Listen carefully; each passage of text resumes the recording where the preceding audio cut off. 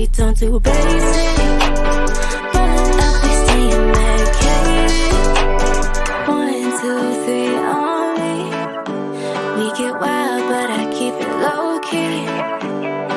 On my bed, we don't do basic. Rolling up, we staying medicated.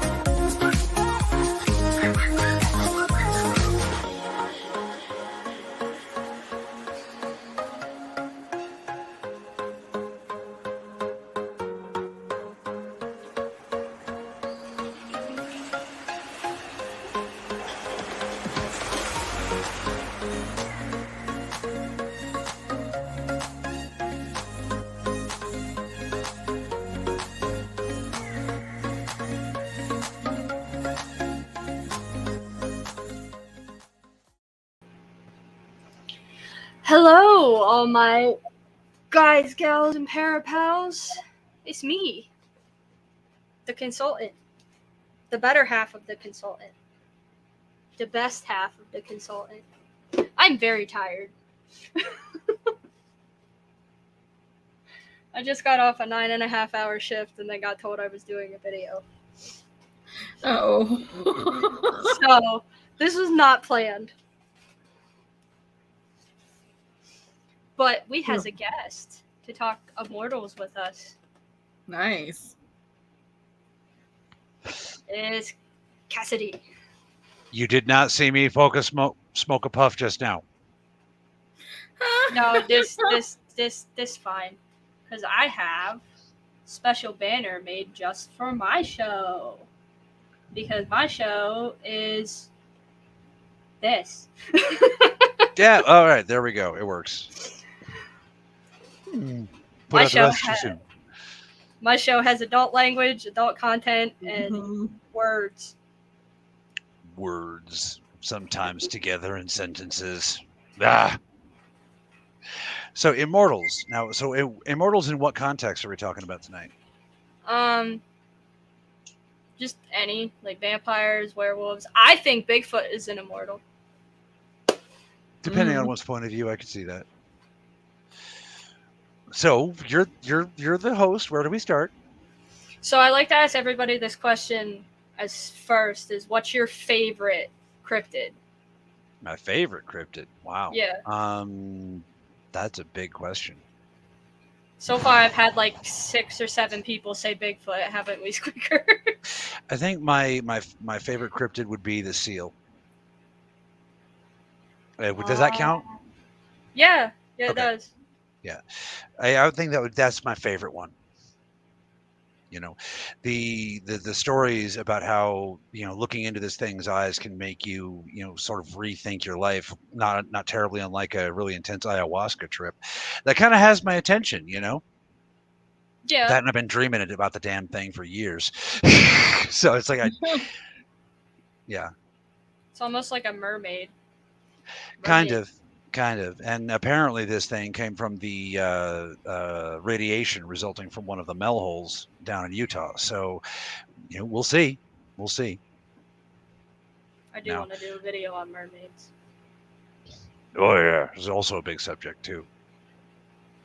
You know, because then you got into what, you know, get into which culture, which type of mermaids, which type of merfolk. You know, are we talking about, like, for example, the Dogon aliens who, you know, that, or are we talking about like actual like half woman, half tail?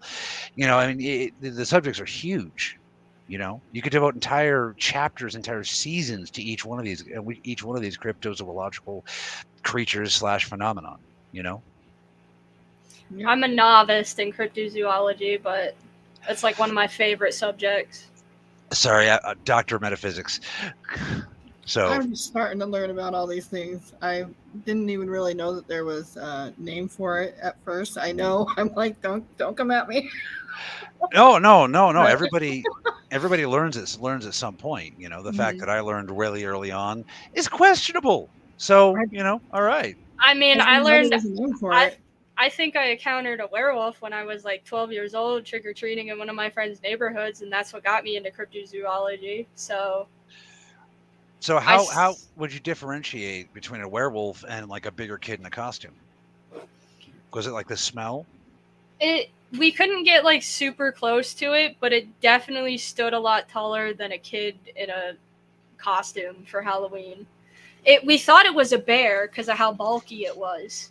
It was like super bulky. It was on all fours, and I was like, if that's a kid, that's a lot of kids stacked on top of each other. Right. Well, if I were a werewolf, Halloween would be the day to come out. So And it was near where the development where he used to live was around a bunch of woods and a cornfield, so it wouldn't surprise me if somebody has a cabin or something out there right. where they live.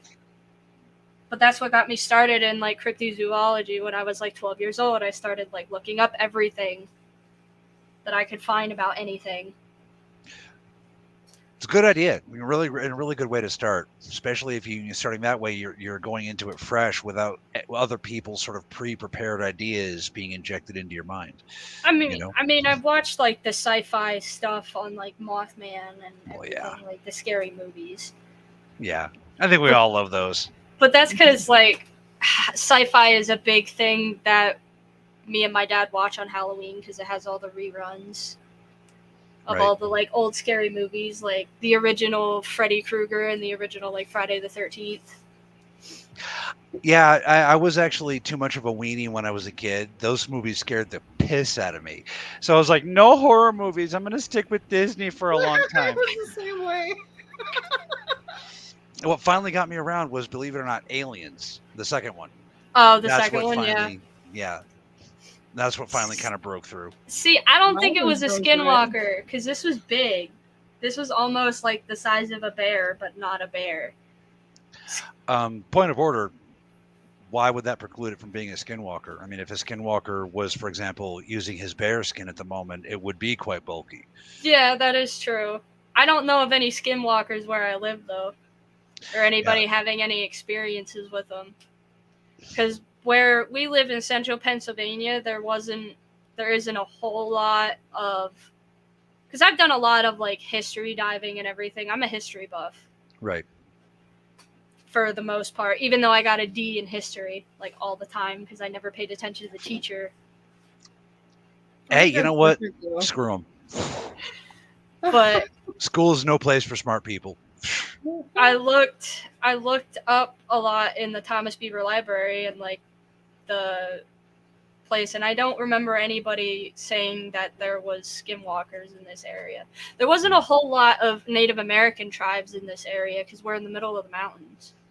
Well, honestly, in this current day and age with the internet and whatnot, I mean, how would region even stop it? You know, so it's you go to the right part of the dark web, you could find the ritual. You know, it's there. Yeah. You know, so I mean, why not? I mean, it could have been a friggin' dark Wicca being like, "Oh, I want to try this."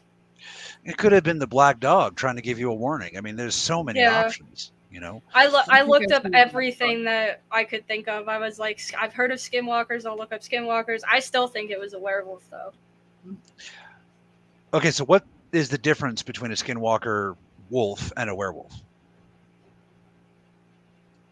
I'm thinking of like a werewolf. I think my version of a werewolf is different from other people's. Like, I'm thinking of it as like a movie type werewolf from like Underworld. That would be so badass.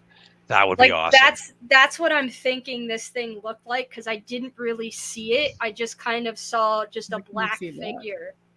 Right. under a street light, and because we didn't get super close, all I saw was its eyes, and they were like yellowish red. Okay. And so all I really saw was this big tall thing stand up with yellow red eyes, and we just bolted. I'm like 12 years old. I'm not sticking around. I don't want a bear or something to rip me to pieces I wouldn't have either. for my candy. No way, I'm out. Yeah. For Peace the out, bitches. Snickers. It's not itself. Yeah. Me and both my friends, we like left. One of my friends dropped their bag of candy. We had his mom drive back to I get probably it. would have too. I probably would have ran. We cut through people's yards. We had this one lady come out and yell at us for running through her backyard, and we didn't even stop to say anything. We just kept running. Yeah, that would make me question Halloween forever. I I'll be don't- 40 I don't- years old. No, I ain't going out there. When my friend moved out of that neighborhood, I told him I was so happy because I was like, I'm never going back trick-or-treating in that neighborhood again. Yeah. Never again. You're like, just give me a bag of candy. I'll be fine in my room. I do that now. I'm an adult. I can't go trick-or-treating. Right? Where is that written in stone? I mean, I have a And- 7-year-old stepdaughter, so I guess technically I could go trick-or-treating. There you go. Bam. Problem solved. She's like, no. Sorry. Halloween is this family's favorite holiday. Shannon and I Thank got you. married on Halloween, so We it's like, yeah, got- you're not me going to and- stop us trick-or-treating. No, me and Matt got married in October. We got married October 17th. Also respectable. Hello. Hello, Mark. Hello. Yeah, no, at that age, that kind of thing would have freaked me right the hell out. Yeah, you I know? didn't stay very long to look at it. So in my mind, when I saw the Underworld series, I was like, that's kind of what it looked like.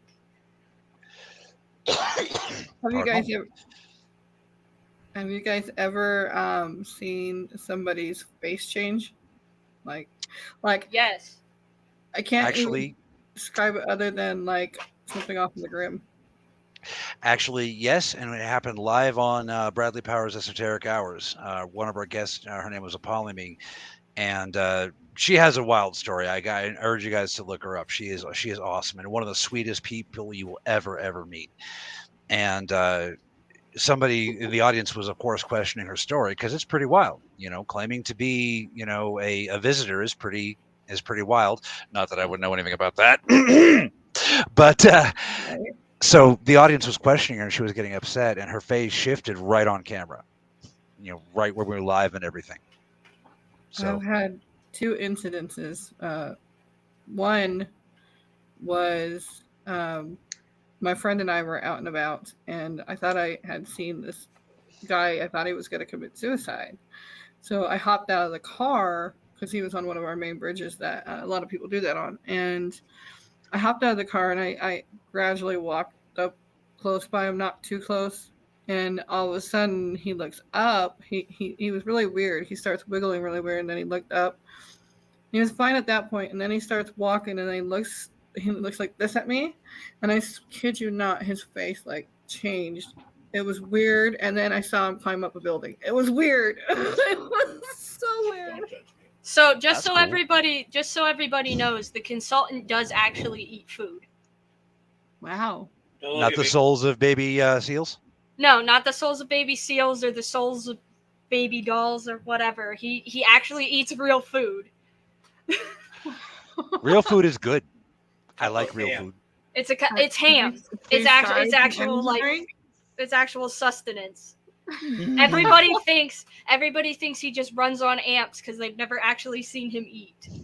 So for reference, he doesn't run on amp. He runs on actual food too. And French fries. And French fries. He runs on ham and French fries. Guess where the French fries came from? I realize you mean amp, the energy drink, but at first I thought you said ants, and I was imagining what circumstances had people wondering if he eats ants. So I brought a wrap and French fries home from work, and he said he got French fries. Guess where he got the French fries from? The Yummy McGee's. My food, my box of French fries. He stole French fries. Oh, he's just see, Where's he French steals fries? food from his wife too. Yeah. She knows better than to bring fresh cut French fries home. How did you know that was in the box? I smell Don't believe the suicide note. ours is candy here. Like I know where my fiance's candy stash is. And he Ah. tries to hide it from me, but nope. I try to hide his from him, so he Now- can't sit there munching late at night. Now, Mark Lee had something to say about skinwalkers, and I'm Yeah. not arguing with you, buddy. I'm just saying, in my experience with skinwalkers, not so much. But then again, my experience is very, very limited, and that was only with one tribe. So you could be right. It might So- depend. I guess it depends on the tribe. Yeah. I want to hope that werewolves, like like actual, like physical, Krynos werewolves exist, but I've never seen the evidence. Now, I do have a list of places around the world that apparently have evidence, but I need to go there myself. I'm one of those people too. I don't believe it until I see it. That's why, like, I want to say it's a werewolf, but in my 12-year-old head at the time, I was like, no, that's definitely a werewolf. I've seen werewolves in movies. That definitely has to be a werewolf. Right? Say maybe it was. That's the kind of thing that get yourself set up, get yourself started. You know what I mean? That a single sighting can sustain a human for quite a long time. Many years, decades even, until they can finally find the proof they need. It's one of the things about your people I love. I really want to find the proof of like werewolves and vampires exist. Yeah. Like you see them in movies, like Hollywood blows them up out of proportion and everything, but like I understand that where the story of vampires started because I've done all my research on that. Right. And all like the 1800s, we put a bell by the tombstone. If it rings, somebody's still alive. That's why I think they exist. I found That's right evidence there. of a werewolf. Huh? I found evidence of a werewolf. Okay. That's not. That's a guy in a costume. Yeah, that's not. No, that is I want to from- go Wakanda forever. That's our boy Sean Ellis from Enlightened Souls. Okay, so I'm going to ask you: is he actually wearing a Black Panther prop necklace? Because that looks exactly like the Black Panther necklace from the movie. Okay, so Sean, were you wearing the Black Panther necklace? Yeah, were you? Because that actually now that I looked at it, it does look like that. Right. That's why I did the Wakanda forever. Was that Lon Chaney? I wish. Now, in my experience, I don't understand why people are so afraid of skinwalkers. Can you guys explain that to me? I think they're just blown out of proportion a little bit. No, Hollywood does. Oh, okay. He says it's a spike collar. My bad. I think it's mainly because, yes, it's something that could take over your body, but I also think like Mackenzie does, it's totally overdrawn through Hollywood, and I don't know how else to explain it. Yeah, I didn't see people talking about this so much until that like Skinwalker Ranch, started getting popular. Yeah, and now people are like, "Oh, the Skinwalkers." I'm like, "What the fuck is the big deal?"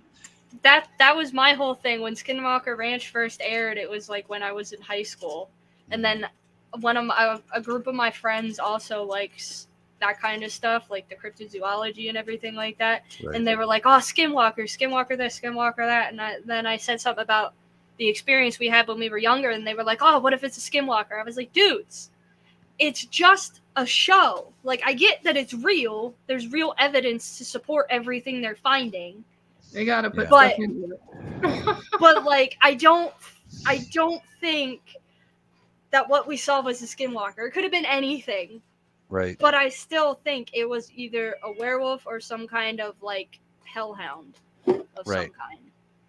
Well, also keep in mind there are many paths to lycanthropy. Like we could do a whole show on just the number of ways Adolf Hitler tried to turn his guys into werewolves. You know what I mean? Yeah. I know that sounds strange, but folks, look it up. Okay, seriously. I'm The not going to Russians get did into that experiments. topic too, just because I could take the whole night and talk about that. But they used a lot of sigils too.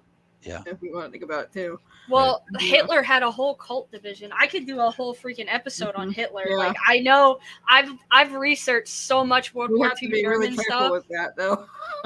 Well, Yeah. at that point, I would put a disclaimer at the beginning of the video, like this is not for Yeah. everybody.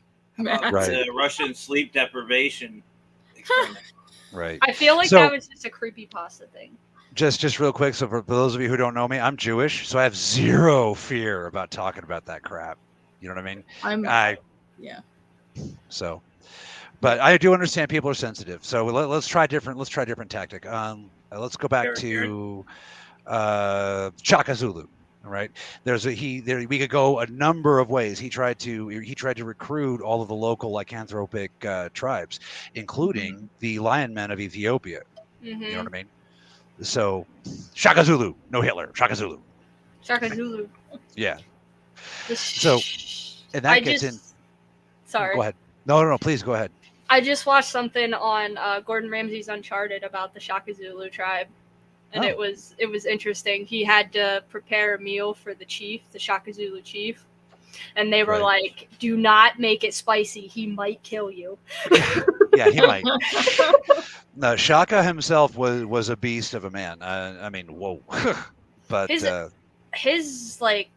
lineage in general, like this chief is like a great super great grandson of him, and he looked really freaking beefy, and I was like, dude, you live in the middle of nowhere in Africa and you're this muscular. Dude, you should look into it, man. Those tribes, culturally they do things that make them into like ubermensch. You know what I mean? Which probably shouldn't a bad word to use after the last thing. Superman. Yeah, they beef up their immune systems. I mean, look at the musculature. You know, I mean, sometime can't remember the name of the tribe. They got the red hair. Not Maori. Maori's in New Zealand. Either way, you can look up the various tribes for yourself and check it out. And thank you, Ray. That's my son. So yeah, there's like all over the world, there's a wild variety of methods to become a theriomorph, werewolf, whatever you want to call it. You know what I mean? I would seriously like to know what the Lion Men of Ethiopia do, because that's been something that we've been getting a lot of real examples of them in the modern age. Like I'm sure most of you guys have seen the meme about the male lions that came out and protected the captured girl. Yeah. What they don't tell you is that girl was the local lion shaman's niece, you know? So it's just way too many coincidences. I mean, that doesn't happen, you know? And then the scientists will say, oh, well, you know, the male lions were attracted by the girl's crying. And so it sounded like a mewling kitten to them, at which case they would have killed it. Sorry, try again, you know? Well, Yeah. I got to get going, everybody. Have Good a luck. great night. Make the cheddar. Yeah. So yeah, like I said, if it sounded like a lion cub, the male lions would have killed it if it didn't smell like one of their own cubs. Exactly. And this is a group of, I think it was 8 to 11 male lions that were, you know, no, it's not going to happen. You know, one of them would have killed her. right? So the trick is when you find stories like this, filter out the impossible. And whatever you're left with, I know it's an old Star Trek saying, and then I think Sherlock Holmes before that. But when you filtered out the impossible, whatever you're left with is what happened. Okay, and it is pretty impossible that 8 distinctly different male lions from distinct lineages would have let that fly. You know. Oh yeah, no, they definitely would have. Yeah. If they thought it was a cub, they would have killed it. Mm-hmm. I wanted to be a vet at one point, so like. I love animals. So zoology is your thing. Yeah, zoology is my thing. Nice. I've always loved animals. Raymond, we're talking about werewolves and the way werewolves could be possible at this exact moment. Yeah. We might switch to something else later. I don't know. Probably vampires. Yeah, vampires Matt thinks I'm a vampire. Does he like fall asleep after you talk to him and then like wake up with funny marks on his neck and can't remember where he got them? Because that would be a clue. I mean, I do bite him a lot. Does that count? I suppose. We'll let that one slide. I also, according to my... Hi, Bobby. Sorry. You're good. Also, according to my one orthodontist, I have really long canine teeth. Well, you might have some lineage to some of the famous, you know, vampiric folks. I mean, those long canines got to come from somewhere, right? Yeah. I am Scott Irish, so that probably wouldn't. Well, Scott Irish, Dutch, that- German. Well, okay, just the Scott Irish alone, whatever weird is going on, yeah, that's the Irish. I'm Dutch and I'm German as well. That's an interesting mix. Yeah. Yeah, Dutch and German and Scott Irish. The three things you would not think would mix well together. Yeah, I bet that makes for a hell of a temper. Does he know not to let you drink? Or do you just Oh, no, haven't scared enough? He encourages me to drink. Oh.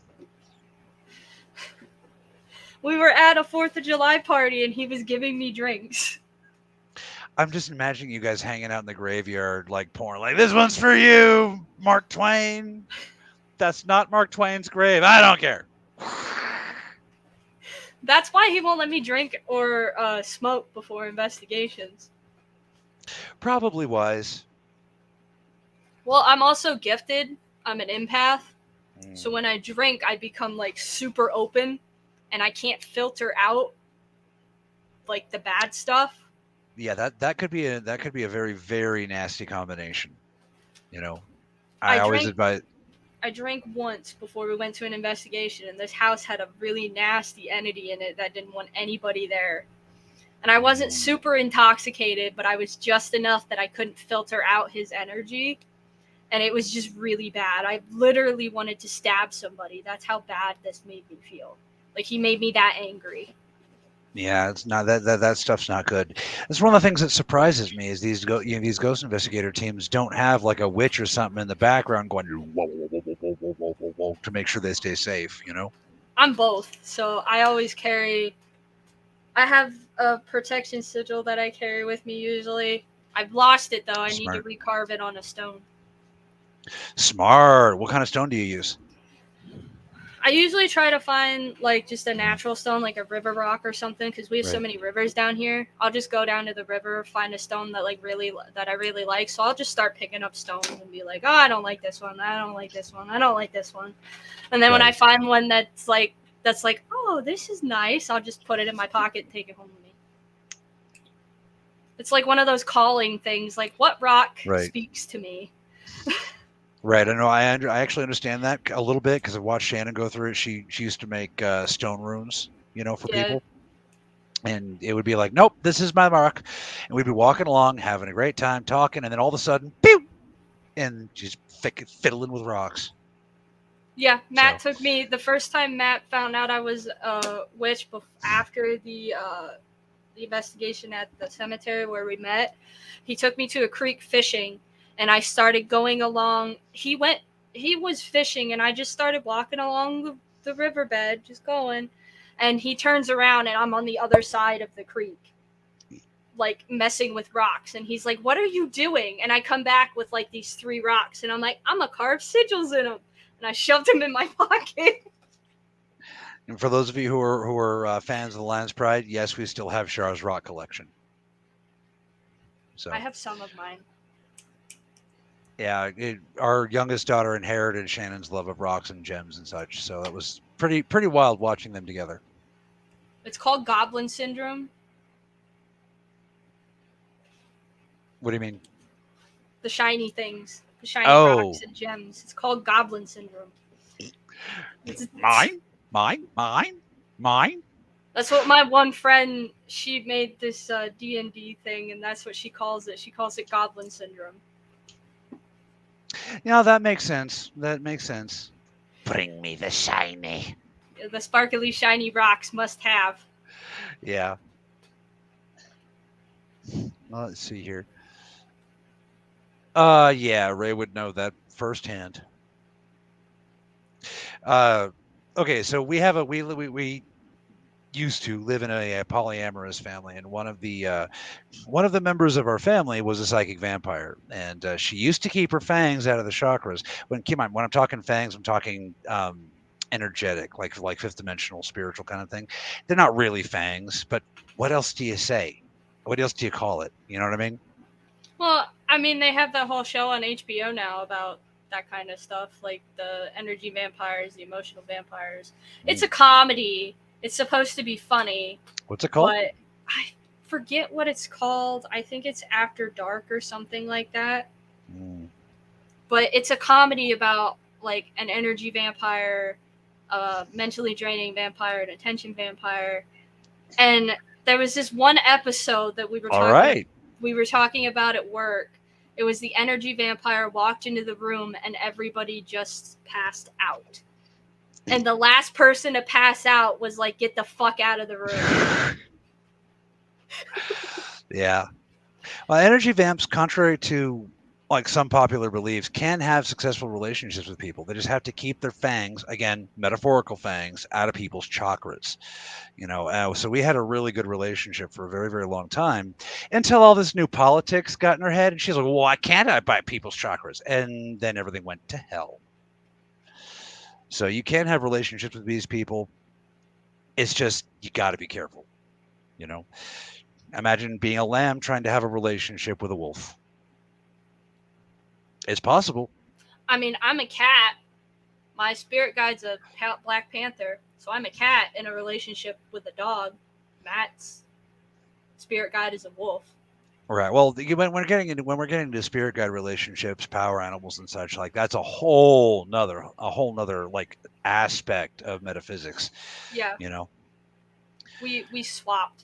His spirit guide follows me, she follows him. Yeah, that makes sense. You guys are in a relationship. They'll go back and forth sometimes, Oh, he never leaves my side. He doesn't like to be around Matt. That's funny. That's actually really funny. I know what ex he's talking about too, his baby mama. That just put a really disgusting image in my head. Yeah. Anyway. Raymond G. Newsom says, we don't talk about what I am. You're fascinating. You're an interesting guy, Raymond. I've talked to you before. The thing is what gets me is as the Great Awakening progresses, we're going to really need to sort of ignore all this taxonomy, especially since most of it comes from like 5,000-year-old stories that have been turned into movies. You know what I mean? I think it's going to behoove us all on this planet to sort of reach a state of harmonic acceptance. Everyone can manipulate energy on a certain degree. Everyone, from the newborns all the way on. So, I don't know. What do you think? Am I just being silly? Sorry, Matt said Raymond is Bruno, and it's a reference from a Disney movie, Encanto. We don't talk about Bruno. Yeah, I'm gonna leave that one right where it sits before I start doing dirty Bruno limericks. I have quite a few. Matt said Bruno squeakers. We don't talk about Bruno. Fair enough. But no, what I think you're saying is actually, it's interesting. It's different. I don't think I've ever heard that perspective before. Which one? The one you were just talking about. What were we just talking about? I don't remember. Neither do I. That's the problem. Oh, gosh. One too many head injuries. Matt, we're not singing. We don't talk about Raymond.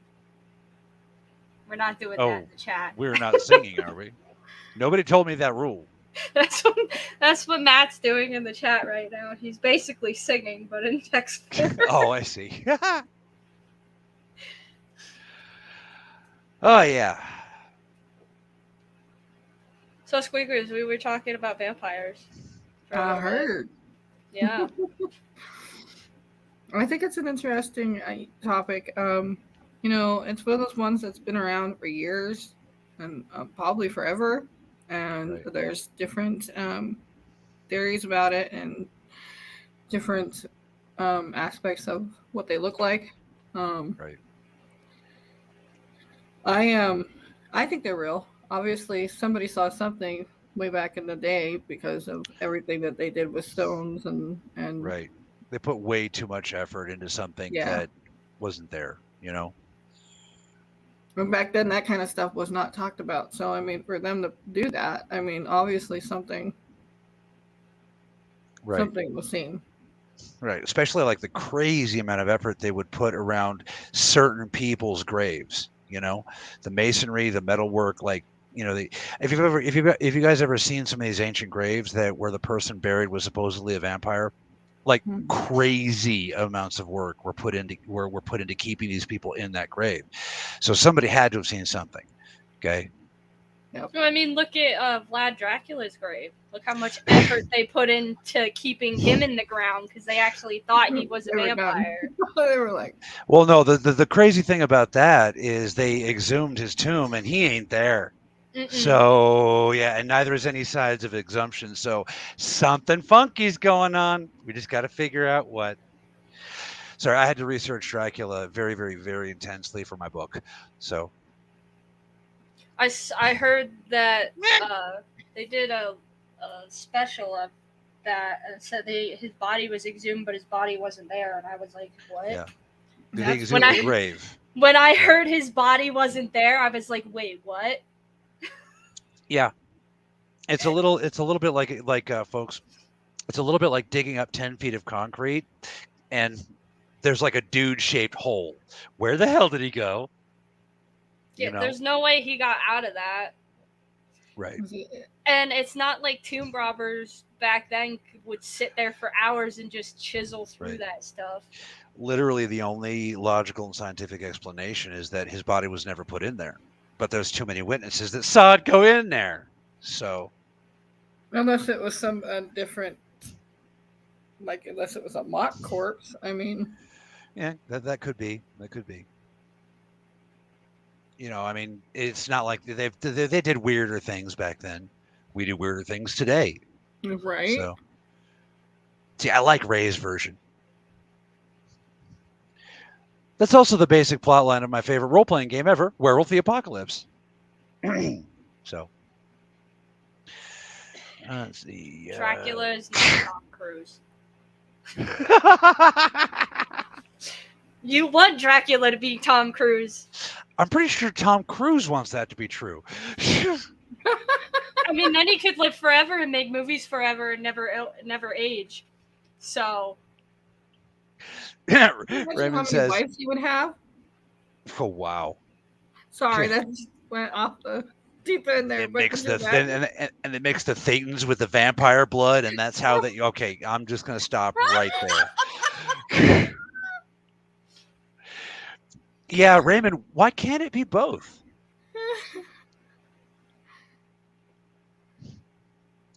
Raymond says there's a disturbing amount of bodies that had rocks shoved into their mouths, often shattering teeth and the jawbone. Yeah, that I remember. But I can chalk that up to just people being people. You know, it's the extra work, like when they put actual man hours and money and stuff, like those crazy graves that are dug like all the way down and then lined with stone and then refilled and then the coffin and then refilled and then stone. What the hell? Or like supposedly the devil's tomb. Yeah, details. I have not. It's been a long time since I read up on that. I actually just came across it today. There's apparently a building out in the woods, and I cannot remember the exact area, but there's no doorway in, and there's supposedly wall after wall after wall of different layers inside because they were trying to trap the devil. We should do an investigation there, folks. That would be kind of cool. Yeah. Do a live investigation. See, I can see one of us tapping. Mr. Devil, are you home? Right. I want to go to the Goatman Bridge. That's one that I've been interested in too. So bad. Wow. Elaborate. The Goatman Bridge is a bridge. I don't remember what state it's in, but it's a bridge supposedly haunted by a demon called the Goatman. And he has this. It's an abandoned bridge, and it's really, really high, and it sits over a river. Right. And he has. Actually, there's reports of people being pushed off of this bridge to death by the Goatman, or making them jump. As well as dogs, I believe. Yep. If people are getting hurt, then that's a priority. So, He says like we have the And- budget to go there. I would just love to go there to walk on the bridge and be like, Goat Man, this is my bridge now. Get off my Right. bridge. Or yeah, and then watch like down like a little ways is the troll bridge, and the goat bridge and the troll bridge hate each other. You know. That'd be kind of funny. It's actually what's really interesting is the Goat Man Bridge is actually an old railroad bridge. Really? Yeah, it's like I think the 1950s or something like that. Right. It's an old railway bridge. Now that makes it a lot more interesting. There is a lot of metaphysical activities surrounding both the construction and the operation of trains. The way they lay the way they lay the tracks out, it's actually conductive for certain kinds of spiritual energy, but it's also repulsive to other kinds of spiritual energy. Oh, So- thanks for sharing the Goat Man Bridge. That's the Goat Man. Nice. Oh, thank you, Ray. Yeah. That's Old what it's Alton called. Bridge. The old Alton Bridge. I couldn't Right. remember the name of it. But yeah, it's an old like railway bridge. Yeah. Like I said, that puts that extra layer on there. Look up sometime for yourselves the various tales of ghost trains and how and basically like where they're spread around the world. Ghost trains are a pretty interesting study. So I guess demons are considered immortals. They can't actually die. depends on how do you define die. My people define death as the reincarnation of the energy. The body to body to body is irrelevant. You see what I mean? Yeah. So how would one define death at that point? See, I was. Holy fuck! There was a cat. Watch, it's a crazy cat. Catnip, man, catnip. It literally was. She was up on the chair, spun the chair, and then just left, and now she's gone. I don't know where she is or who it was. It has begun. The crazy was a cat cat. hour. I don't need them to start this early. They were They start trying at to take 3 a.m. Oh, dude, I got 2 kittens right now in the puffball stage, and they're just starting to have their first evening crazies. It is delightful. I have 6 cats. 3 of them are still kittens. They're almost a year old now. But all 3 of them are sisters. We found them outside. They were feral. Brought them inside during a snowstorm. 2 of them are not super feral. One of them still is. She only lets one person hold her, and that's Matt. Ah. She's saving him for later. Yeah, because she'll let me pet her, but if I go to try to pick her up or anything, it's game over. She scratched me, Wants she's his bit me. brains. Game over, man. Oh, I love it. Oh, it was Goose. What the fuck? We named one of I named one of the cats Grey Goose. Yeah, that's like, for cats, that's like the boy named Sue. Here comes Goose. Oh, man. She scared the living shit out of me. All I see is this gray blur, and I'm like, who the fuck was that? Yeah, thank you. That's interesting. I have a pet theory that certain churches that miraculously survive multiple demolition attempts, like the Notre Dame, are being protected by old underground Christian werewolf orders. Actually, that might be true. I've been wondering about that because their construction went up way fast after that fire. Oh yeah. I would like to see your data, son, because that's an interesting theory. And how is this the first time I'm learning about it? About your theory? What? Oh, yeah, that's very interesting. So, this is one of the 6. This is Natsu. Don't you give me your angry face. I am going to poop in your shoe. Right? He wants outside, but it's raining, so he won't go outside. Cats, and right? He's angry. Well, every cat has a right to contradiction. It's in the rules. He's just a walking contradiction. Oh, okay. He says it's recent after reading about a lot of churches across the world. That is true. They tried to start a church apocalypse a couple of years ago, as I recall. Burning churches and whatnot around the world. No, Uh, this is the first. He says I wasn't on creepy cryptids before. That depends on how you look at time. Yeah, technically. Once it hits, if we stay on till midnight, then he's been on before. Yeah, that's actually kind of I can see that. That works. No, I don't have it till midnight in me. I got to get up early and do the final paperwork for sure. No, So- I don't have till midnight either. I still have to eat and everything. The souls of the damned. Anyway, what? So no, I wasn't on creepy cryptids before, but I do hope to be on again. This is fun. Yeah, definitely. My So- show is everything beyond the paranormal. I like that. And immortality is a really, really interesting subject. I wish we could do more on it. You know what I mean? Because it's like, what kind of immortality? It's a fascinating subject. Are we talking about biological immortality, like this shell surviving forever? And why would you even want that?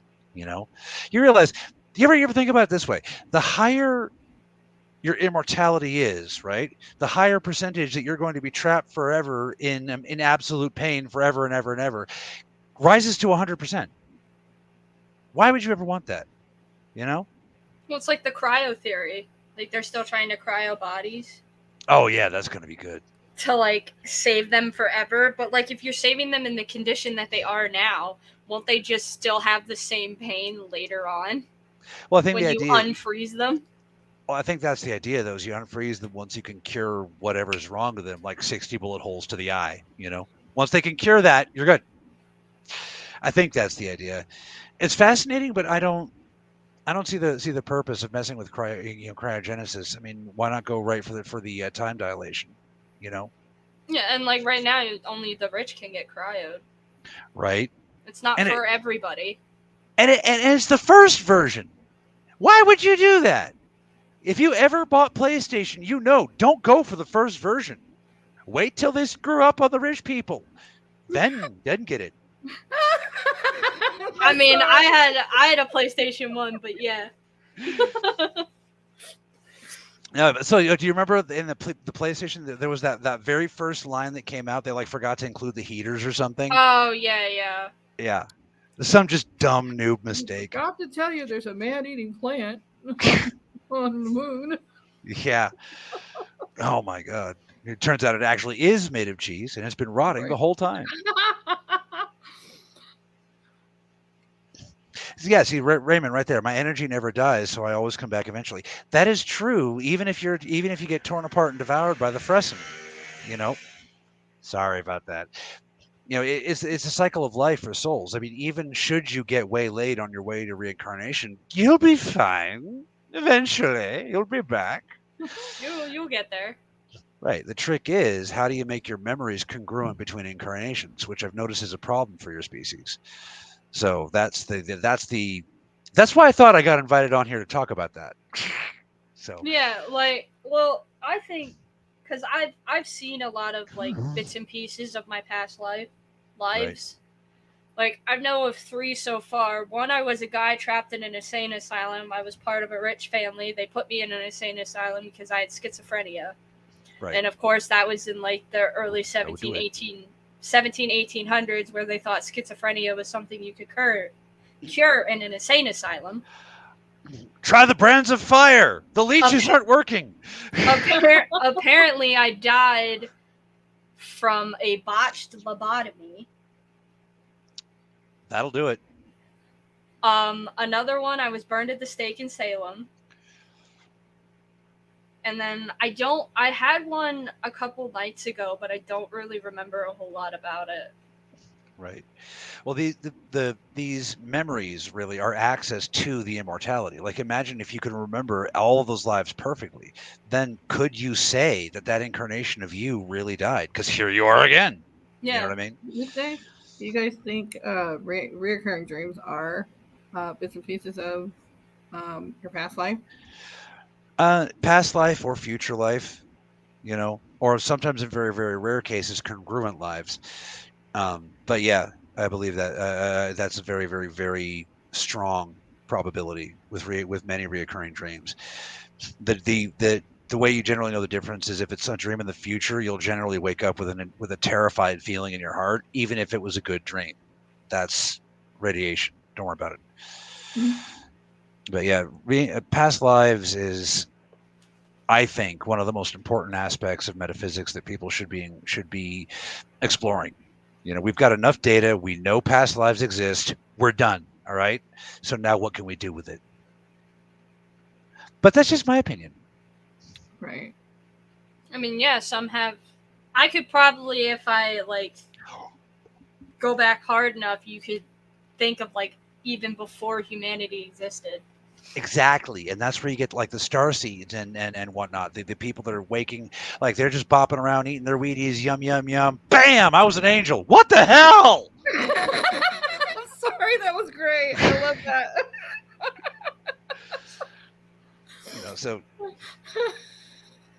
So yeah, awakening and remembering can happen suddenly and traumatically. We should be having schools that teach kids how to not forget, as they Exactly. grow older. What would you say? Do you think maybe a person could go through like more than one awakening? Oh yeah, absolutely. It's necessary. You would have your first. The way I like to see it is you have your first, what you call awakening, and then I call the other stages evolutions, because basically each one builds on what you've learned about yourself and the world around you, which sort of unlocks greater understanding. You see what I mean? Yeah, Right. the very first one I had, which was technically my awakening, was the one in Salem where I was burned. That would do it. Trauma will do it. I was burned at the stake for being a witch. Ta-da! And I am a witch. My wife has a T-shirt. It goes, "I am the daughter of the witches you failed to burn." I want that shirt. Right? I'll see if we can find it for you. And if not, we'll make one. Oh, the witch you couldn't. That would be burn. awesome. We should get one. Yeah, we'll see if we can make one if we can't find it. Would you guys also consider? Okay, there's also a theory called walk-ins. Like if something walks into you and changes your entire. I don't know how to put it. Oh gosh. Just basically everything about you. Would you consider that an awakening? Because it's almost the same thing. No, a person can awaken off of a walk-in situation, assuming they get their body back. Walk-ins are a whole nasty business, and they're getting more and more common by the day. Okay. But I know exactly what you're talking about, where basically, you look away, then you look back, and their entire personality has changed, and it's not an act, and it's like with consequences and everything. And it's usually not for the better, folks. But yeah, walk-ins are serious. Attachments, spirits attachments can also do that to people. Yeah, in fact, attachments can cause walk-ins. Yep, I had a friend who had a spirit attachment. He didn't know he had it, but he had it for years. And then when I started really getting into the paranormal and researching it a lot more, I realized that he had an attachment, and it just was changing his personality. He started doing drugs, like really heavy drugs that he never did before. That was probably him fighting the entity. Well, he ended up overdosing and dying from it. And we had a visual for him in my high school. He died in high school. He was only like 17. So that brings up an extremely sensitive question, and I'm not sure if it's appropriate. Can you brief it? Not really. I'm trying to think. Well, so she said, do you think he died free? Do you think he chased the attachment away before? Could he die himself, is what I want to know. Do you think? I believe he did, because according to the person that found him, which was his sister, who was a 9th grader, he was smiling when she found him. which is not something that somebody who has gone through what he went through would have been doing when they died. No. Fair enough. I can tell it's a very just by the looks on your faces, this is a deeply, deeply emotional subject. If that was a disrespectful question, I No, apologize. you're good. I just haven't talked about it for a really long time because he was a really close friend to all of us, all of my friends and everything, so we don't really talk about it because we don't like to bring it up because it brings up a lot of bad memories, and then we remember the visual that we had at school, and all the teachers were like, "Oh, you'll get over it," and it'll be like, our friend just died. You don't get over that. Like, schedule Miss Mackenzie for a poop in her shoe. like, I literally had my guidance counselor. They brought us in and was like, "We'll do counseling for like 2 days, and then you guys should be fine." Okay. I just screwed up. I forgot your name is Mackenzie. I was talking about my Miss Mackenzie who tormented me back in high school. You're fine. Yeah. Not the same person. Right. No relation. I would have had a fit. I'm sorry. With everything that I've learned, grief, there's no time limit. It wasn't. Right. It's not like I was like sad. I was more angry. I was angry that I figured out he had an attachment to him, but I didn't know how to help him at that time because I was still learning. That's when you contact your local shaman and say, "Hey, I got a guy here." You know. I didn't know anybody at the time either. It was just me. Fair enough. That's an unfortunate situation. So I felt helpless, and it made me feel really like useless at that point in time. And I don't think your age group either had all the stuff we do now for. Oh no! True. Oh no! we were all 17-year-olds just walking around high school. Like we didn't. I had crystal necklaces that I didn't really know what they were. I just wore them because they made me look cool. Like it's like one of those surfer necklaces things. Like, oh, I see this at the boardwalk. I'm gonna buy it, wear it. Hot topic. Yep. That was my favorite store. It still is my favorite store. Like they always had the best. They always had the best underground comic books, like Johnny the Homicidal Maniac. You can get that there. You know. Johnny the Homicidal Maniac is way more funny than it sounds. It's a funny comic. Yeah. Research says that due to the enormous demolition, the catacombs will never be fully explored. I mean, a lot of catacombs under a lot of buildings won't be fully explored. Yeah, Beast. I think he's probably talking about the catacombs under Paris, but which ones, bro? There's lots of catacombs. Yeah. Catacombs. There's a lot of catacombs under Paris and Italy. So I've been to Italy. I've been to Vatican City. Sean Ellis says we have encountered them. Who? Who have we encountered? What? Little green men? Because we could get you on the show for that. I mean, we have like had alien experiences like that. You're having one right now. He says, so yeah, I want to play with that a lot more. We have, who are them? Them. Yeah, who are them? Them is a very, Sean, you've been on, attachments. Yeah. Oh yeah. You guys have told Matt about your attachments that you guys have had with enlightened souls. Some of them not always good. Yeah, spiritual attachments can be a real severe bitch. And the thing is you can always see them. You may not recognize them, but like there seems to be like an energy, kind of like gaydar, that kind of pings off of people's pineal gland. You know what I mean? There's always going to be a sign of the attachment. You just have to have the wit to recognize it. You know, at that point, process of removing it.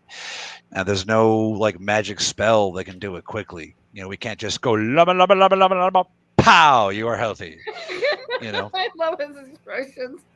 I can't, like even now that I'm understanding Wicca better. It took me a while, but I'm understanding it better. It's not like I can just make things go away. Amethyst Nikki is here. She's a friend of mine.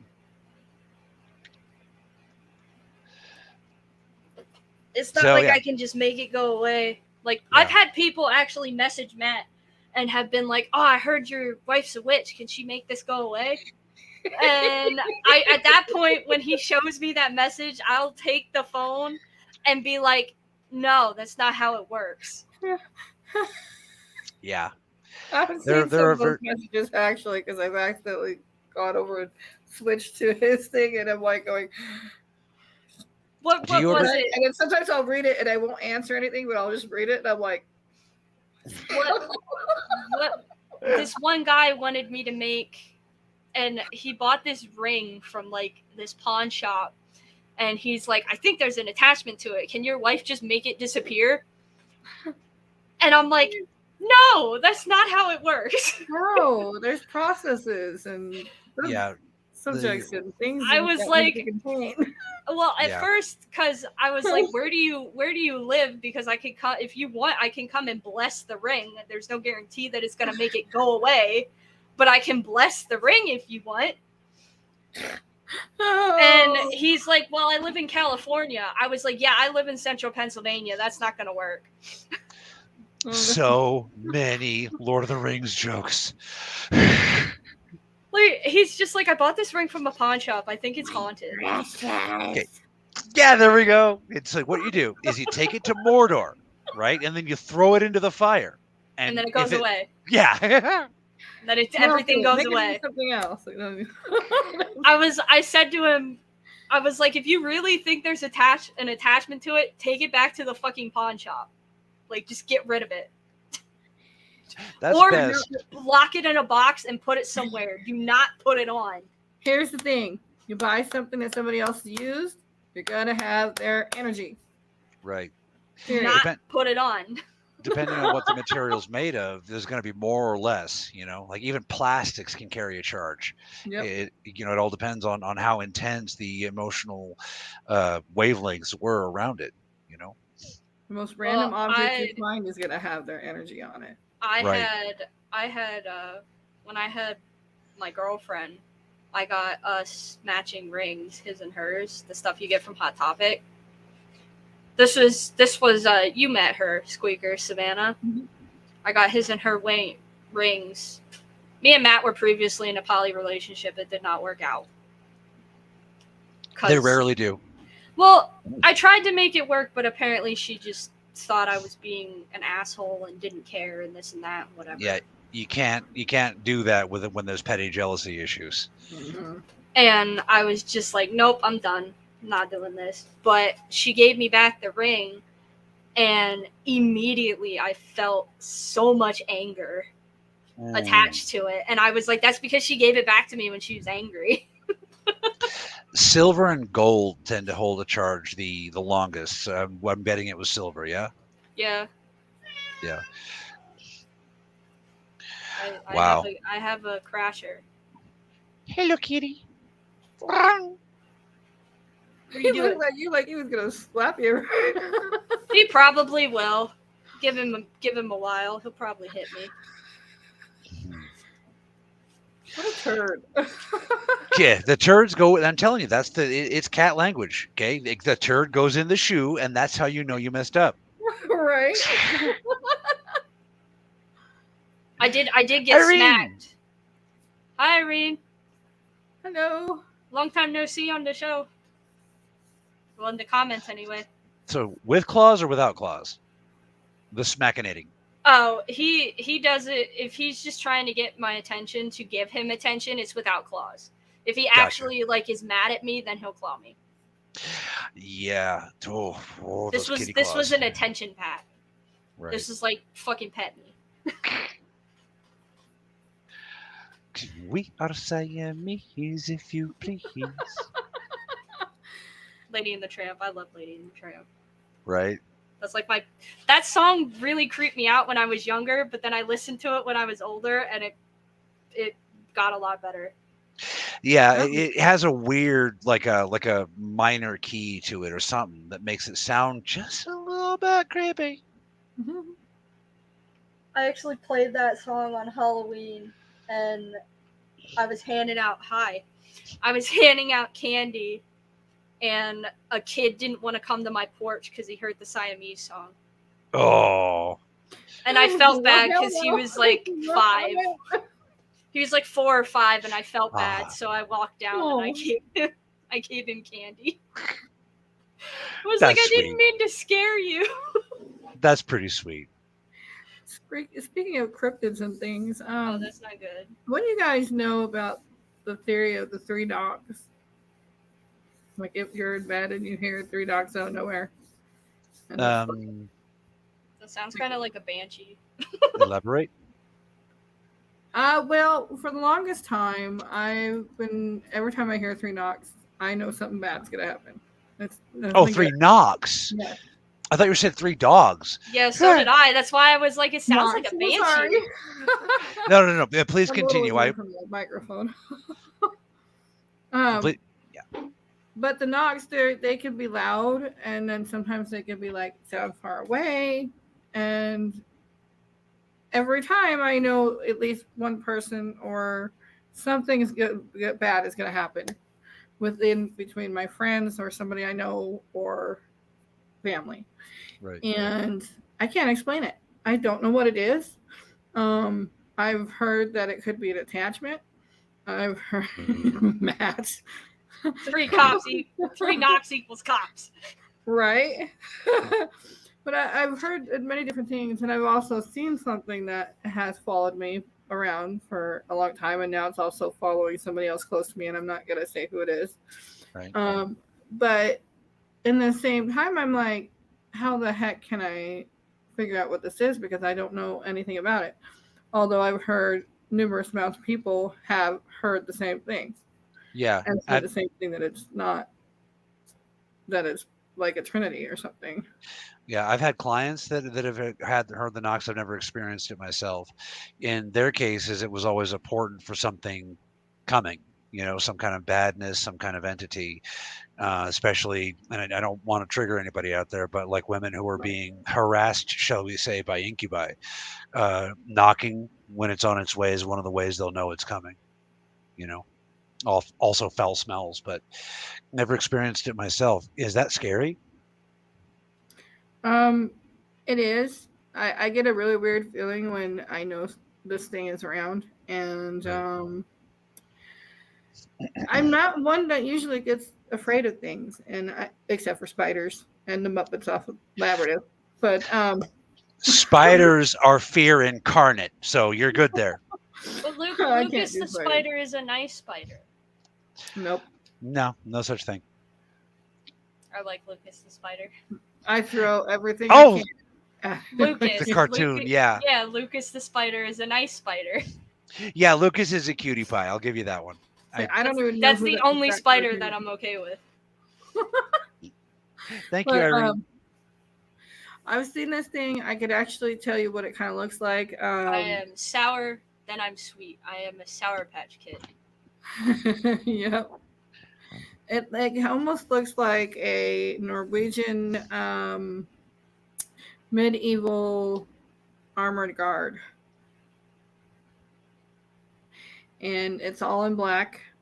And I've seen things like it on the internet, but it's not exactly like what I've seen. If that makes sense. But even just talking about it makes me leery because I don't want it to show up. No, it's okay. He's fine. I'm paranoid like that. But have you considered the possibility that this entity is an attachment? Yes, but not an attachment like we're talking about so much as it's protecting you because at the time when you shared a life together, it vowed to. I'm not sure, but that's what strangers have told me. Like, I've literally posted something about it a couple of years back, and the stranger went on my messenger and was like, "Are you Norwegian?" And I was like, "Yeah, my great grandparents were." And I don't talk about my family that much about certain things, but they were full blooded. And she didn't know that because I don't put that out there. It is now, but they were full-blooded Norwegian, and she recognized that, and she said, "Well, I'm wondering if it has to do with your heritage." So, Right. I'm not usually psychic, one too many blows to the head, but when you were describing it, I got a very distinct, I am her protector kind of feeling. You know what I mean? I'm trying to make it funny, but it's watching out over you. And that might make sense because somebody, like I said, very close to me and very young is dealing with the same situation. And Right. It's hard because I have a hard time talking about it even right now. You don't have to if you don't want to. I do have a couple of questions about it if you don't mind, if that's okay. Yeah, that's fine. Do you feel a kinship with this entity? In a way I do, but I don't know why I feel afraid when it's around. I have a theory on that. Possibly not past lives. Every soul must break into at least 7 shards to enter this multiverse. Okay, that's where you get things like soulmate. That's another piece of you. You know what I mean? Mm-hmm. The fact is that all humans, any human soul, any given human soul, you, maybe not me, but you, all of you guys, right? You are too big for this omniverse. All right, it's like trying to slip on your kid's pants. It's not going to work. So, in order to enter this omniverse, the soul must break into a number of different pieces. All right. So what'll happen sometimes is when one of your other shards that's living congruently with you dies, it'll gravitate to, itself. The trouble is that this is terrifying for the person who's experiencing it because basically a version of you who has just experienced death is now bringing that death into your cells. You see what I mean? Right. So it creates an ionic radiation, which creates a natural fear response. So I'm kind of wondering, what exactly the sensations are that you're feeling. That Not to get too much into it, but I've had sleep paralysis from something else, and I don't know if it's from that, but that's scary as well. But I've also had moments where I'll just stop in midstream and just start staring at something. Right. And most of the time, it's something that I have that I'm not going to repeat because it's a family heirloom, and so I mean I know there's an attachment to that too. So often, but those are the positive kinds of attachments, like carrying your urn with your grandpa's ashes. Some attachments are positive, folks. I have one. My grandmother passed away of cancer. She follows me everywhere. There you go. And these positive attachments like this, like between a mother and child, that's the perfect example. These attachments help ferry energetic nutrients, I guess is a good way to put it, between the two people. It's when that energy becomes harmful that the attachments go bad. But social species can't live without certain kinds of attachments. I mean, I've had doors opened up and slam on me. I've had water thrown at me in front of my entire family. It was on the coffee table. Nobody was around the coffee table. It was picked up and thrown at my face. And even my brother-in-law was like, "What in the world?" See, I envy you. I've never seen anything like that. I don't really talk about it, and you'd think I would, being the type of person I am, but no, actually, sometimes when it's like, Dude, the first time I healed somebody, I wouldn't talk about it for 5 years straight. Nobody wants to get drug into a basement with a barcode in their forehead. So why would you talk about it? Right. And then people haven't exactly fostered an environment for it. Right. Well, it's like Aaron says, even negative entities can act as protectors simply because they're their anchor. That's true. You are basically their anchor to here. Yeah. And that's what I was wondering too. If they lose you, they lose their access to this plane of existence. Yeah. There's many secret family things that I know, and that's another topic I won't truly get into, but it's to that point where it's like, what do I believe, and how can I, did other people experience the same thing? Basically. Well, that's part of the mission. I've told everybody involved in Parafem and whatnot, I'm not in this for the profit. I mean, this is a holy mission for me. I think if everybody just stops being afraid and shares, we'll find that these experiences, maybe not that fantastic, but these kinds of experiences are universal. I think they're endemic to the human condition. It's just we don't know about it because everybody's afraid of being judged. Well, they'll think I'm crazy. That's why you. Go ahead. That's why we're here. So you can point at Cassidy and go, I'm not as crazy as that guy. I guess it's going to be okay. I feel like I am crazy. I'm as crazy. Yeah. No, I'm surprised my neighbors don't call in on me because I yell at my house now. Whenever stuff goes on, I'll be yelling at the house like, God damn it. See, Go away. I'd be playing with it at that point. I'd make sure they're watching. I walk out and I'd turn around and click something like a fake, like just my thumb, and I'd go, stay. I mean, And then the leave, you stories know. I could tell you that I've seen and the subjects that I've seen would blow your guys' mind. And I'm not saying I'm not gloating or anything like that. It's just No. really hard for me to explain it and stuff. And it's like, but now that I'm hearing Mackenzie's side of her life and Matt's and yours and everybody else, I'm getting more comfortable at sharing. But just some of the things that I've seen, it's like, do I want to say it out loud? I mean, I'm basically an open book. There are some stuff that is touchy subjects for me, but I'm willing to share anyway because basically, if I don't share it, who's gonna know about it? Right. Oh. And it does at some point make you feel better. What, having other people with experiences? Yeah, like just sharing and having somebody say you're basically validated. Yeah. Yeah, Paracrew, I hear what you're saying, but I would like to point out I've been doing my shit since 2016. I want to just click on this. I swear your personality is like Shaggy off of Scooby-Doo. Am I correct? Yep. Gotcha. No, in my defense, I only started smoking weed when I was 37, and it's completely medicinal. we're all friendly here. Matt, you are not a pop-up book.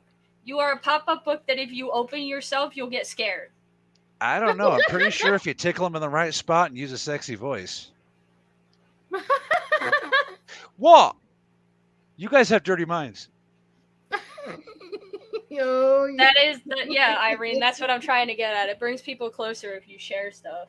Right. It's just been really hard because, like many of us, we didn't have that support system back in the day. So we've got that feeling in our gut. Am I going to get made fun of?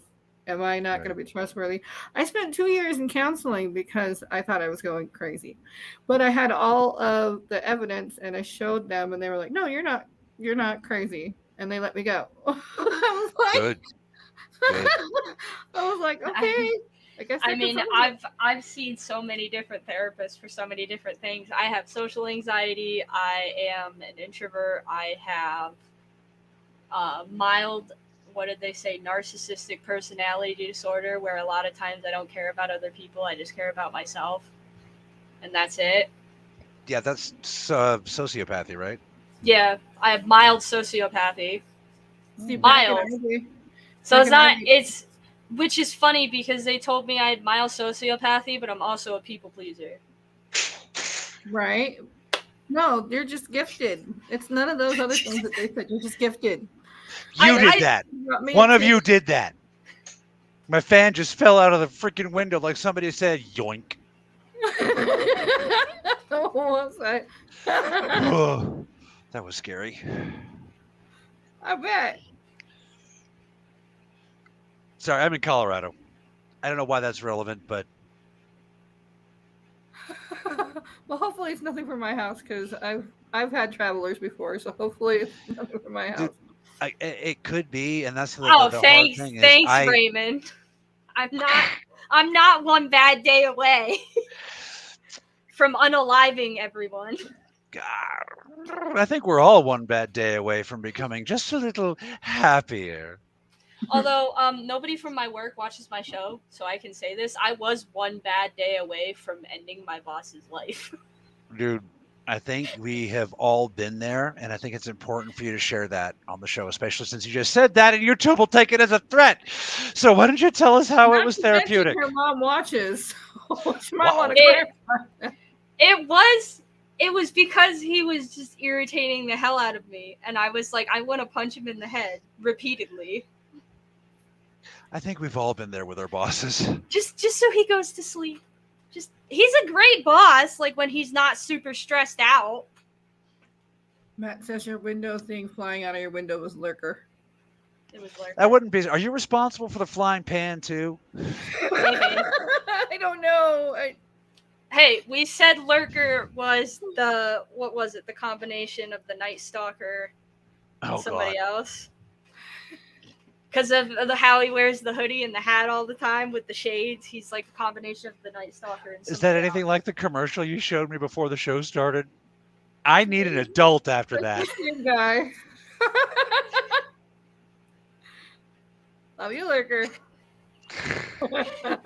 Lurker pushed out your fan, Cass. He's been trying to reach you about his lotion. I'm just gonna pull my vest tighter around me and pray for an adult. That is not an adult. He's not an approved adult.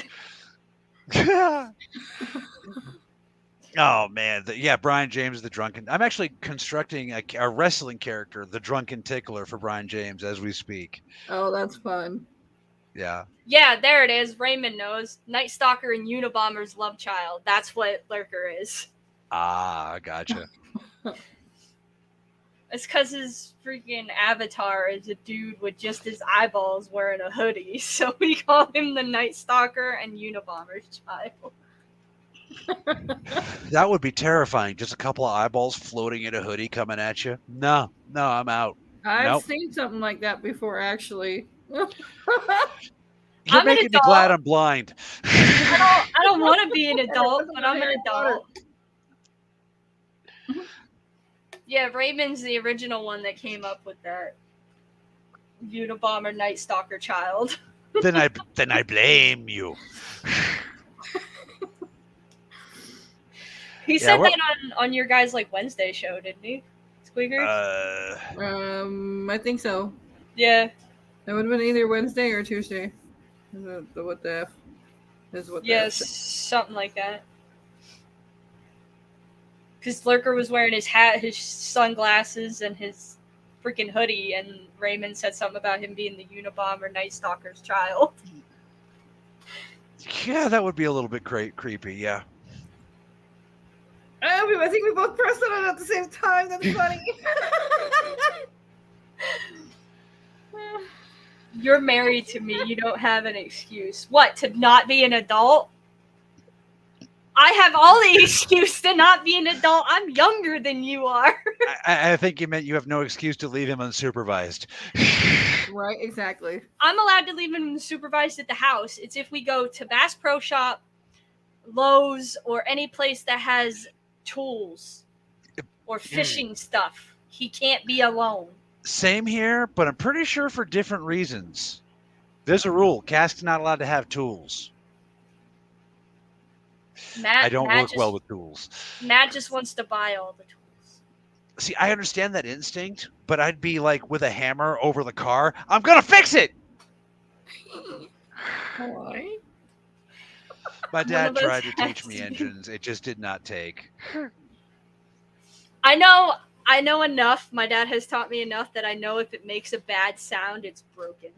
If it makes a bad sound, kick it. That should make it behave better.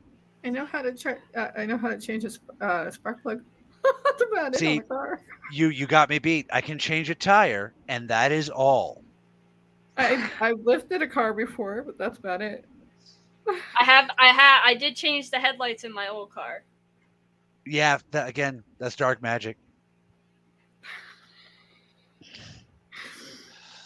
I was staying with his family once, and the mom goes, "All right, go out there and work on the car." I'm like, this is not a good idea. She goes, "No, you're a boy. Go fix the car." I'm like, okay. So I go outside, get my friend Jared and Jameis's tools because it was their car, and I got my hammer. And then the next hour was spent trying to figure out how to get the hood up, and then trying to figure out how to brace it. I eventually stuck a rag in the corner, and I've got my hammer, and I've got raising it like this, and then they pull up, and Jared sticks his head out the window and goes, "Oh my God, who told Cass he could have tools?"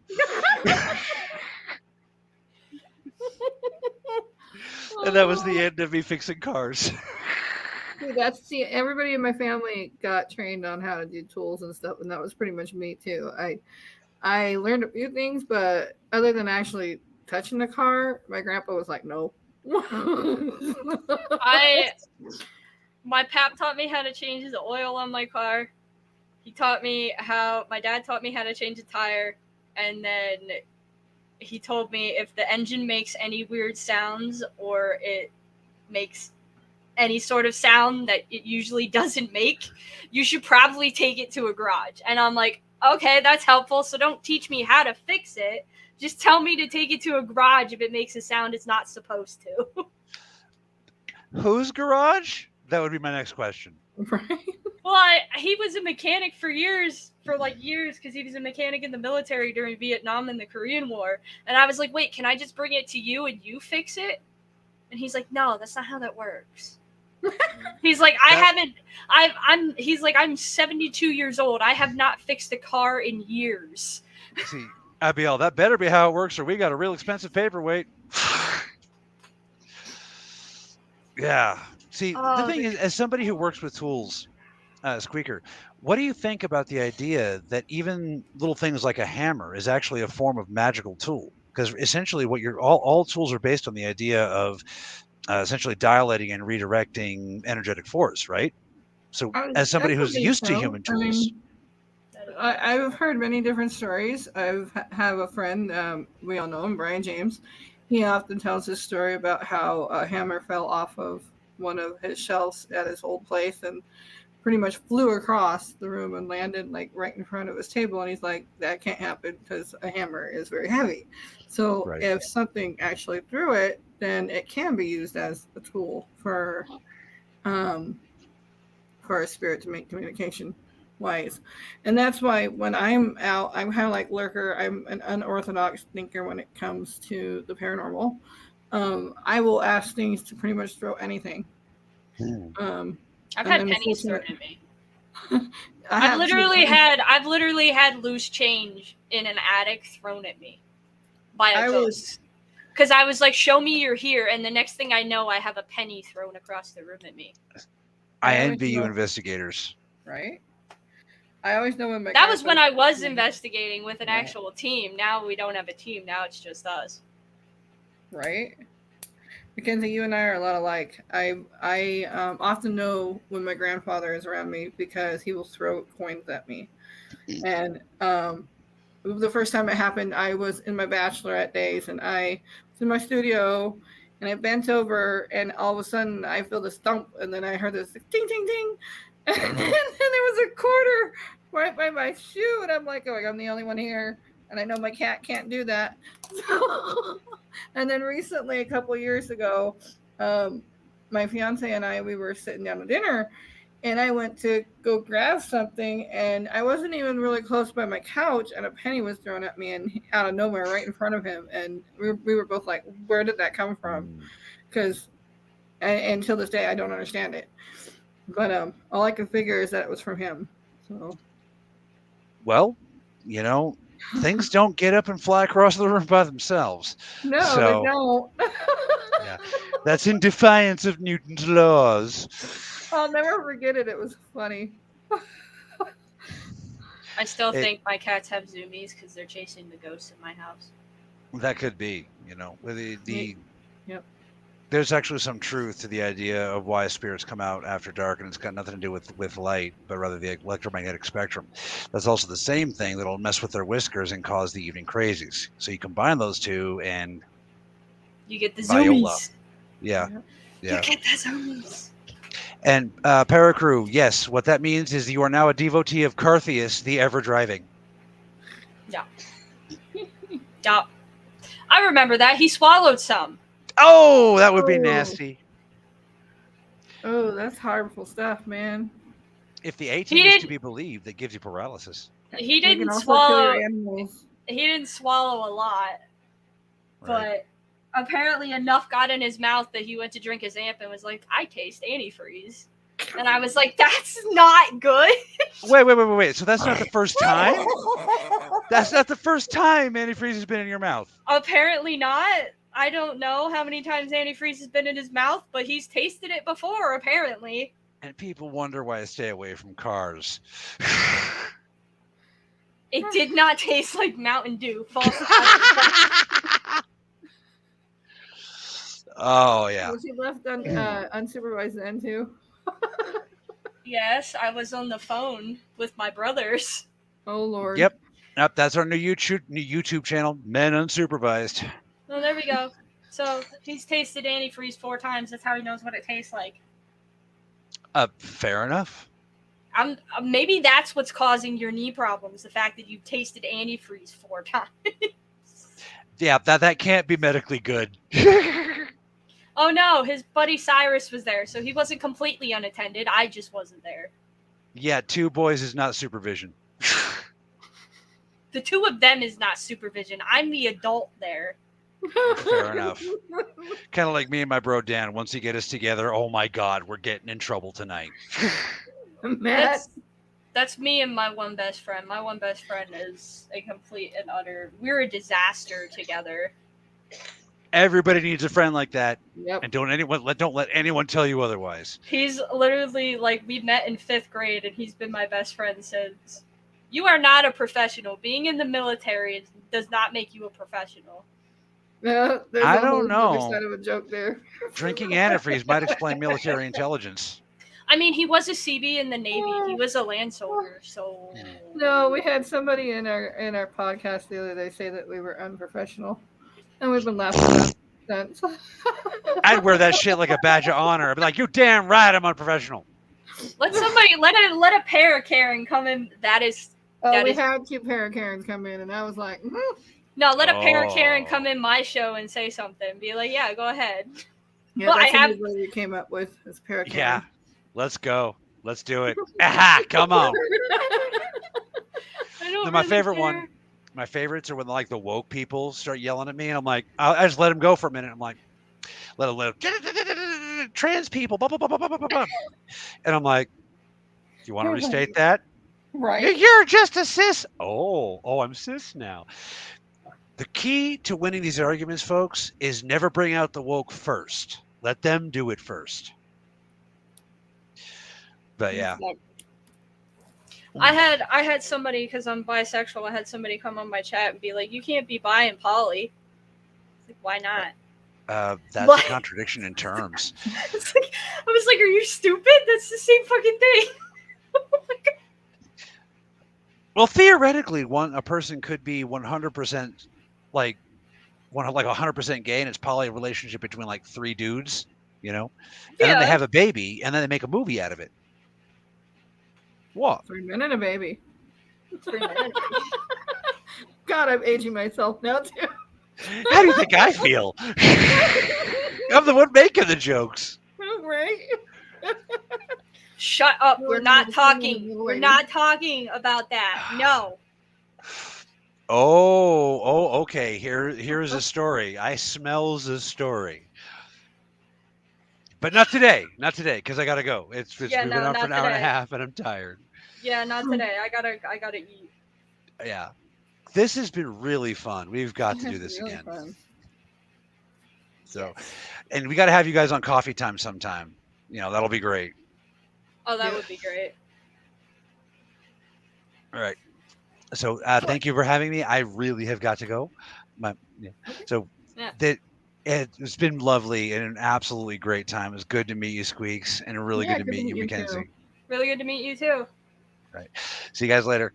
Bye. Bye. Wait, how do I do the but? There we go. All right. Well, since I did a 9.5-hour shift and I'm hungry and tired, I would play the commercial, but there is no commercial tonight, people. No commercial. The show is over. All right, everybody. We shall see you later. Yes. I hope you all have a great rest of your week. I know this video is unexpected. We will not be doing a video on Immortals tomorrow. Our next video will be the 25th at 2 with Lurker. Yep. If I'm right. I believe so. Yeah, that'll be an early show because Lurker has work Mondays. Yep, the 25th is Lurker. Yeah, that is the start of my vacation. Guys, we have 4 days open in August, so if anybody wants to come on the show, please let me know, and I will get you booked. Matt still has to show me how to make this the calendars. He has I'm not just had writing it time. down for right now, and then I'm gonna go get me a calendar once I can find one. So which one is it now? He changed all my shit, so now I don't know what's what. Oh, aren't they swell? He changed my videos because Facebook blocked my stuff, so he changed the music and everything in my stuff. And I was like, I think I'm just gonna stream on YouTube now anyway, because the only thing that I really need to stream on is Parapost for Facebook. Right. And I was like, I think I'll just stream on my YouTube as far as my pages go, and I'll just write what the shows are on the Creepy Cryptids page. Right. Because a lot of our videos have gotten copyright claimed. I know. Oh man, I've got to remember I'm on live. I can't say that right now. I'll have to say that to you when we're not on live. But All right. Well, we'll end the show. I hope you guys have a great rest of your week. Yeah. And as always, remember, the truth is out there.